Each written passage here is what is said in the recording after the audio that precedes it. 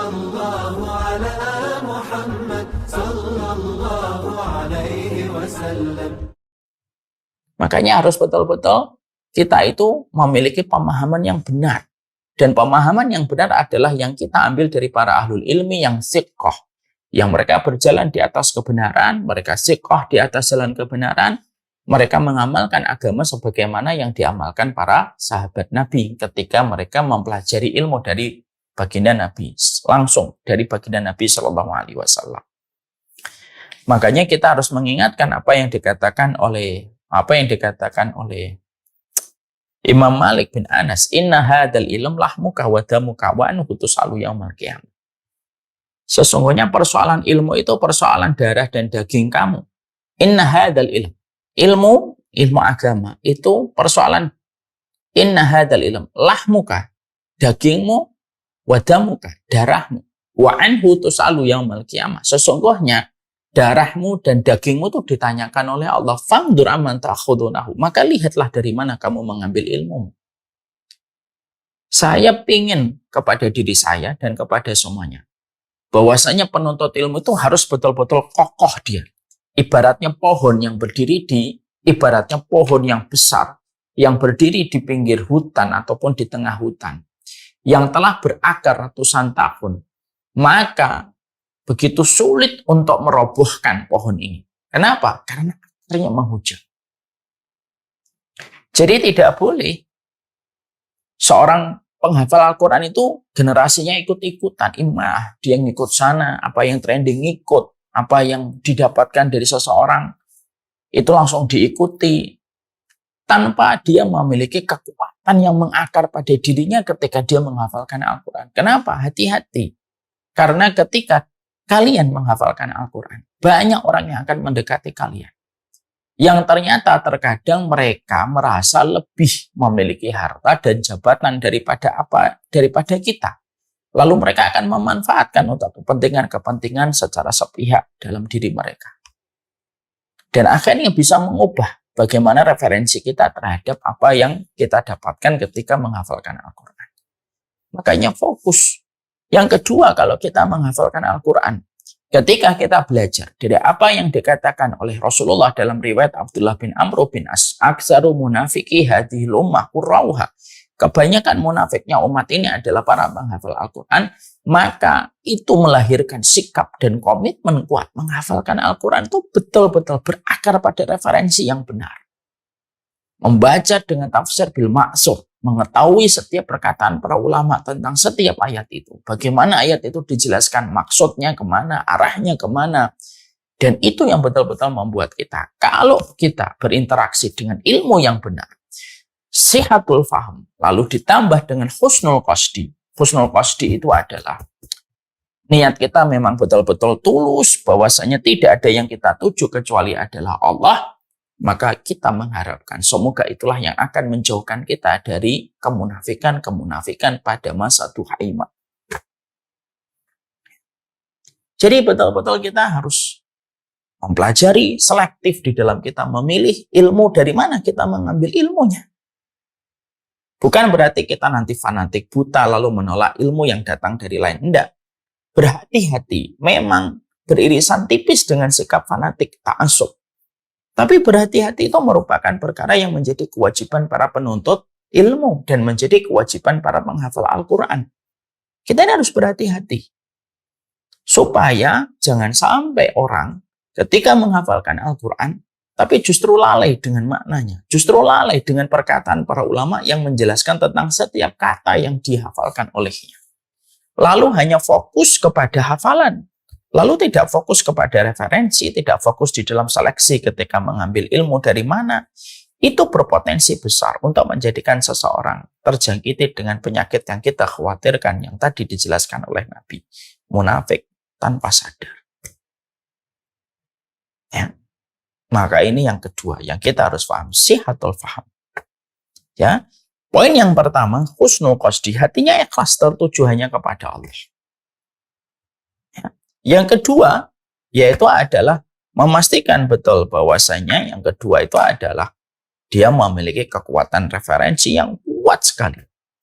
Kalau yang pertama hatinya sudah ikhlas, yang kedua referensinya sudah betul sebagaimana diajarkan dan disampaikan oleh baginda Nabi kepada para sahabat. Insya Allah ini merupakan sebuah imun, sekaligus imun ini memberikan proteksi untuk kita dari berbagai macam hal yang kita khawatirkan ketika kita sedang sibuk menghafalkan Al-Quran. Ini yang kedua. Yang ketiga yang harus selalu kita fahamkan adalah di dalam persoalan ketika kita menghafalkan Al-Quran, yaitu adalah supaya kita tidak terjadi bagaimana munafiknya umat ini adalah mereka yang hafal Al-Quran sebagaimana pernah terjadi pada Senak Hargogian Abdul Ghafur pada masa penjajahan Belanda. Dia hafal Al-Quran, tapi niatan dia menghafalkan Al-Quran bukan untuk memahami, mengambil petunjuk menjadi jalan kebenaran, tapi memahami Al-Quran itu untuk meninggikan reputasinya, supaya dia dapat diterima oleh orang-orang Muslim, dan supaya dia bisa mencuri referensi-referensi yang bisa menjadi rujukan bagi Belanda ketika menjajah Indonesia. Itu yang menjadikan kita harus selalu. Yang ketiga, yang penting adalah di dalam upaya yang harus kita lakukan sebagai penghafal Al-Quran, yaitu adalah ketika menghafalkan Al-Quran dengan seluruh pencapaian yang kita peroleh dan kita dapatkan, semoga kita tidak terkena penyakit ujub. Jadi kita mengharapkan supaya kita tidak terkena penyakit ujub. Karena dengan membawa Al-Quran, lalu setiap orang memperkenalkan kita, ini Al-Hafidh, ini Hafidhoh, 30 juz, salah satu ajza, salasin, ya, juz'an. Lalu ketika kita mendapatkan gelar dan status sebagai orang yang hafal Al-Quran, atau seorang da'i yang mendapatkan gelar penerimaan dari masyarakat luas gitu, hati-hati terhadap penyakit ujub. Karena penyakit ujub itu merupakan salah satu di antara penyakit yang menyebabkan banyak manusia terpedaya. Karena apa? Penyakit ujub itu kayak gula, tidak terasa tetapi merusak semua yang dilakukan. Itu penyakit ujub. Ya. Makanya kita menjumpai dan kita mendapati. Kita mendapatkan bagaimana kita menjumpai dan kita mendapati keterangan para ulama ketika para ulama menerangkan tentang orang-orang yang mereka penuh dengan ibadah tetapi berakhir dengan tragis dalam kematiannya. Salah satunya contoh yang pernah disampaikan Rasulullah, ya, ada orang yang ahli ibadah, dia senantiasa beribadah kepada Allah sampai akhirnya dititipin dengan seorang perempuan, akhirnya dia berzina dengan perempuan itu akhirnya hamil, lalu akhirnya dibunuh bersama dengan janin yang ada di dalam perutnya, lalu dikubur, dan singkat ceritanya akhirnya ketahuan perbuatan dia, lalu diarak di tengah kampung untuk mempertanggungjawabkan perbuatan dia, dan akhirnya menjelang mati dia murtad. Ya. Itu merupakan riwayat yang datang dari baginda Nabi dari seorang laki-laki Bani Israel. Kita juga mendapati dalam kitab At-Tadhkirah ada seseorang yang begitu sholih, selalu sholatnya di depan, dia muadzin, selalu tidak pernah telat untuk mengumandangkan adzan, sampai akhirnya dia terpincut dengan seorang perempuan. Singkat ceritanya dia murtad untuk bisa menikahi perempuan itu dan mati pada hari pertama dia menikahi perempuan itu. Para ulama itu lalu mengatakan benang merah yang menyamakan kenapa ada 1, 2, 3 ahli ibadah yang matinya justru dalam kondisi murtad. Para ulama itu mengatakan karena mereka menjadi ujub dengan pencapaian yang telah mereka peroleh.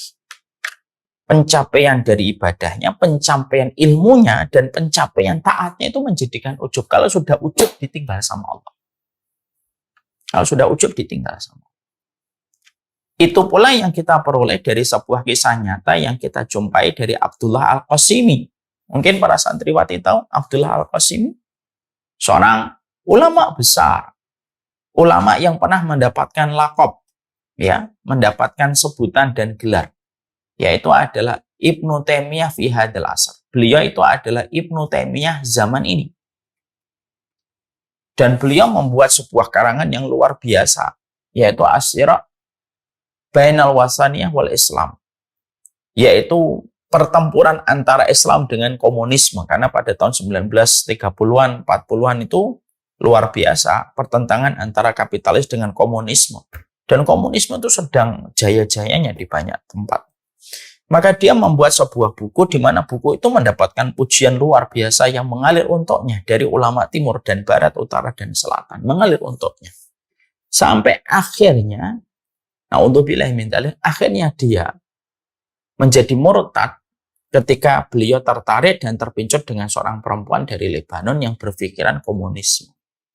Intinya akhirnya beliau menjadi murtad dan mengkufuri tentang apa yang beliau yakini sebelumnya. Nah, para ulama itu mengomentari dari kehidupan Abdullah Al-Qasimi, para masyayikh. Ketika mereka mengomentari Abdullah Al-Qasimi, maka sama dengan komentarnya para ulama salaf dulu ketika mengomentari kisah-kisah orang-orang yang solih tetapi matinya dalam kondisi hina dan tragis. Apa itu korelasi benang merahnya? Benang merahnya itu ujub. Benang merahnya itu ujub.